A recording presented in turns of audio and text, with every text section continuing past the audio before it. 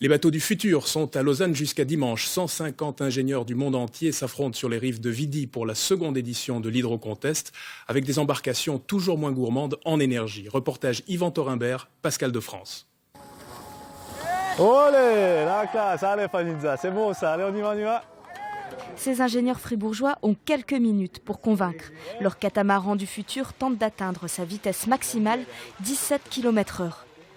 Alors l'essentiel c'est la consommation d'énergie. Alors bon, on joue un petit peu, vu que là c'est la course de vitesse, on joue un petit peu, donc on pousse un petit peu les limites, on essaye d'aller le plus vite possible.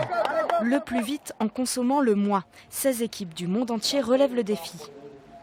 Paris-la-Villette. Pour l'instant qui a le meilleur chrono.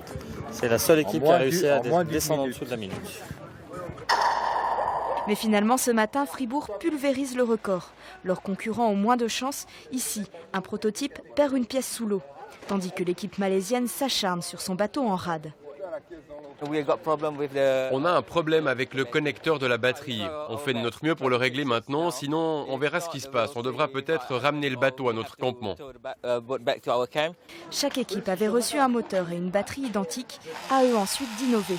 L'enveloppe de ce bateau, par exemple, est 100% recyclable. On a utilisé de la fibre de lin, c'est quelque chose qu'on a inauguré cette année, qui est plus léger que le carbone. Résultat, des prototypes 2 fois moins gourmands en énergie que les bateaux actuels.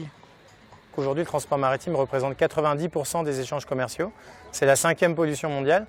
On n'en est pas forcément tous conscients, mais on est tous acteurs du transport maritime, passif on va dire, parce qu'on achète des matériaux qui, pour la moyenne, ont parcouru près de 20 000 km. D'où l'intérêt d'imaginer de nouveaux bateaux plus écolos. Après la compétition, 100 000 francs seront distribués entre les étudiants pour industrialiser leurs idées les plus innovantes.